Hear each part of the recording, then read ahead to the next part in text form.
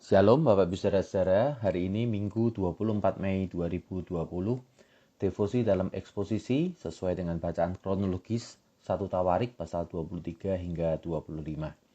Tema kita adalah mengatur tim pelayan ibadah. 1 Tawarik 25 ayat yang ke-7 berkata demikian, jumlah mereka bersama-sama saudara-saudara mereka yang telah dilatih bernyanyi untuk Tuhan. Mereka sekalian adalah ahli seni, ada 288 orang. Eksposisi hari ini akan ada banyak data. Saya sarankan Anda melihat layar YouTube sehingga mendapatkan gambar yang lebih jelas. Daud adalah seorang pemimpin yang ulung. Dia sanggup mengatur sistem pemerintahan dan sistem ibadah dengan sangat rapi. Di bawah kepemimpinannya, ekonomi berkembang pesat, ekspedisi laut dan darat dikembangkan, industri manufaktur dijalankan. Tak heran sampai hari ini bangsa Israel merindukan masa keemasan pemerintahan Daud ini. 1 Tawarik 23-25 menunjukkan sistem pengaturan ibadah yang dibuat oleh Daud. Inilah sebuah sistem pengaturan pertama yang ditulis oleh kitab Tawarik, mengawali sistem pengaturan lainnya di pasal-pasal setelah ini. Daud melihat bahwa kini saatnya bait suci menjadi permanen di Yerusalem, tidak diangkat-angkat lagi seperti kemah pertemuan zaman dahulu. Maka mulailah dia membuat pengaturan yang lebih baku. Pembagian tugas kaum Lewi, 1 Tawarik pasal yang ke-23. Tugas kaum Lewi adalah membantu imam, yakni anak-anak Harun. Tugas ini sangat besar, Anda bisa melihat pada ayat 28 sampai yang ke-32. Itu sebabnya mengapa semula batas usia orang Lewi yang dipekerjakan adalah dihitung 30 tahun ke atas, ayat yang ketiga.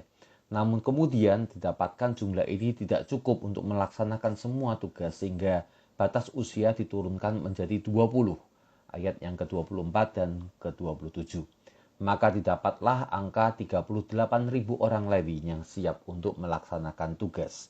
Perincian dari 4 kelompok kerja orang Lewi dapat Anda lihat di layar YouTube kita. Pembagian tugas kaum imam, 1 Tawarik pasal 24. Kaum imam adalah keturunan Imam Harun.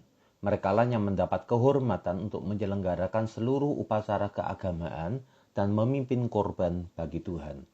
Dari 4 anak Harun, hanya 2 yang masih melanjutkan keturunan, yakni Eleazar dan Itamar. Pada masa Daud memerintah, keturunan Eleazar ada 8 puak dipimpin oleh Imam Zadok, sementara keturunan Itamar ada 16 puak dipimpin oleh Imam Ahimelek. Maka total ada 24 puak seperti yang dapat Anda lihat di layar. Tiap kelompok bertugas selama sebulan di bait suci. Karena ada 24 kelompok, maka tiap kelompok harus menunggu 2 tahun sekali untuk bertugas. Giliran tugas ini berlaku dari zaman Daud sampai hari ini.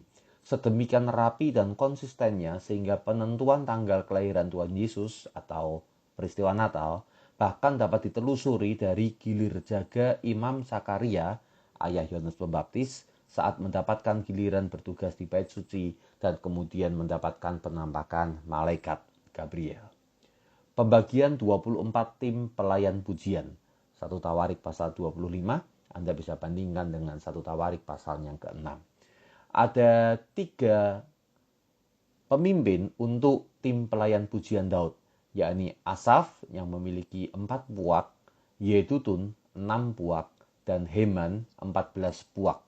Maka total ada 24 puak yang kemudian menjadi 24 tim pelayan ibadah. Perincian dari 24 kelompok kerja ini dapat Anda lihat juga di layar.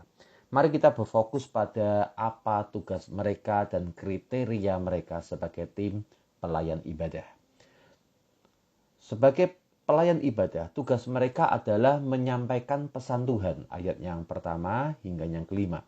Dikatakan mereka bernubuat. Konteksnya menunjukkan bernubuat adalah menyampaikan pesan Tuhan untuk mendorong umat mengerti akan kebesaran Tuhan. Sebagai orang yang bertugas untuk menyampaikan pesan Tuhan, maka kriteria utama mereka memiliki sensitivitas, kepekaan akan Tuhan.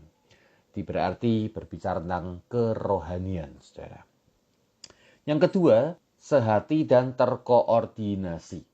Mereka sekalian berada di bawah pimpinan ayah mereka pada waktu menyanyikan nyanyian di rumah Tuhan dengan diiringi ceracap, gambus, dan kecapi untuk ibadah di rumah Allah dengan petunjuk raja. Kita mendapatkan sebuah kriteria di sini, mereka harus sehati, kompak, dan terorganisir di bawah petunjuk raja dan ketika melayani di bawah pimpinan ayahnya. Saya sebut kriteria ini submissive. Yang ketiga, mereka adalah harus skillful. Mereka semuanya orang yang ahli namun terus berlatih. Ayat yang ketujuh. Jumlah mereka bersama-sama saudara-saudara mereka yang terus dilatih bernyanyi untuk Tuhan. Mereka sekalian adalah ahli seni. Ada 288 orang. Jangan mengira melayani Tuhan hanya sekedar masalah hati. Hati dibutuhkan untuk sensitivitas. Hati dibutuhkan untuk kerjasama. Tapi juga keterampilan, kompetensi itu dibutuhkan. Mereka terpilih orang-orang yang ahli, tapi mereka tetap berlatih. Banyak orang usah merasa ahli, tidak merasa perlu untuk berlatih.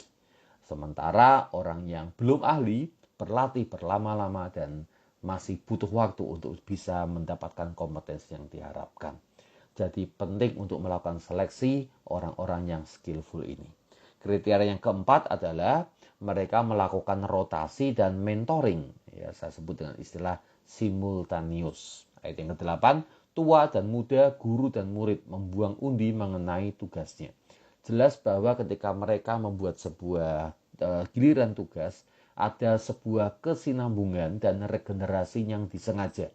Tua dan muda, ya, guru dan murid, mereka dioplos ya tentu dengan sebuah metode tertentu sehingga tidak mengurangi akan kualitas musikal, namun mereka memiliki kesinambungan, mentoring dan regenerasi akhirnya terjadi. Anda harus catat bahwa di dalam konteks mereka musik itu dimainkan sampai ratusan orang. Maka kalau terjadi sebuah bentuk pencampuran dari tua dan muda, secara kualitas tidak akan banyak mengganggu. Jadi ada 4 S di sana. Sensitivitas berbicara kerohanian yang baik karena mereka membawa pesan Tuhan. Submisif bicara tentang tim yang baik dan arahan koordinasi yang baik. Skillful bicara tentang kompetensi walaupun ahli tetap berlatih. Simultaneous ada kesinambungan. Dari 4 S ini kita bisa simpulkan pelayan ibadah harus serius. Nah, ini S yang kelima ya. Tidak bisa main-main, tidak bisa asal-asalan, asal tunjuk, asal jadwal, tidak bisa. Jangan sampai ibadah terganggu karena pelayannya tak siap. Pemimpin dan jemaat perlu memperhatikan dan mensupport tim pelayan ibadahnya. Dan para tim pelayan ibadah juga perlu terus mengasah diri untuk dipakai Tuhan dengan lebih lagi. Mari kita berdoa. Hari ini kami ingin memberkati, mendoakan untuk tim pelayan ibadah di gereja kami ya Tuhan. Ketika mereka sudah berlatih dengan karunia, keahlian yang Kau berikan. Biar kiranya mereka memiliki hati yang terus peka terhadap Engkau. Dan mereka memiliki hati yang mau bekerja sama, kompak di bawah kepemimpinan yang diadakan di dalam gereja. Dan Kau menyertai mereka Bapa, supaya terus terjadi sebuah kesinambungan.